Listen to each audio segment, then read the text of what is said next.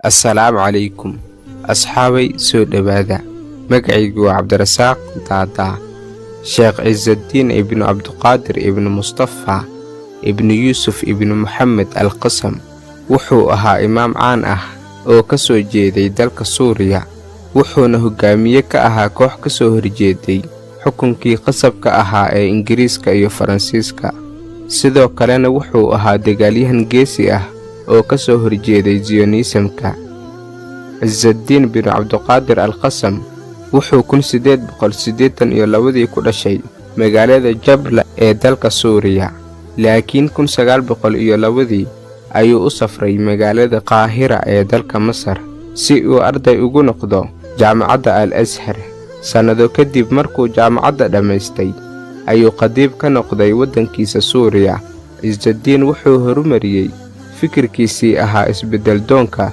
Sidoo kalena markii ciidamadii Talyaaniga ay u duuleen dalka Liibiya 1911, Maxamed Ciisaddiin wuxuu magaaladiisa Jabla ka bilaabay inuu lacag u aruuriyo dadkii Liibiya deganaa. Sidoo kalena wuxuu aasaasay koox si iskaa wax u qabso ah ay ku caawinayaan dalka Liibiya si ay xornimadeeda u hesho. Muddo kadib markii uu bilaabmay dagaalkii koowaad ee adduunka, Ciisaddiin wuxuu ku biiray ciidamadii Cusmaaniyiinta, kadibna wuxuu ku laabtay dalka Suuriya si uu u soo abaabulo ciidamo ay la dagaalami karaan gumaysigii Faransiiska ee Suuriya haystay. Ciisaddiin sidoo kale wuxuu xubin muhiim ah ka ahaa kacdoonkii dalka Suuriya ka socday 1921. Sheekh Ciisaddiin markii dambe wuxuu u wareegay magaalada Xayfa ee dalka Falastiin.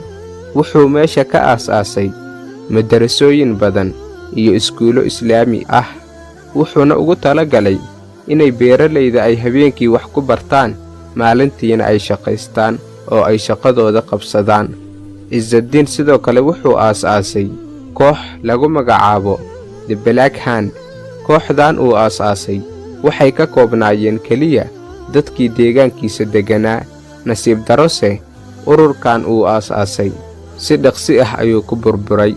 8 Novembar 1935 ayaa la helay meydka xubin ka tirsan booliska Falastiin, waxaana loogu shakiyey in ay dileen Ciisaddiin iyo ciidamadiisa. Booliskii waxay bilaabeen in ay soo qabtaan Ciisaddiin iyo ciidamadiisa. Ciisaddiin iyo 12 ka mid ah ciidamadiisii waxay go'aansadeen inay dhulka hoostiisa maraan oo ay isaga tagaan magaalada Xayfa.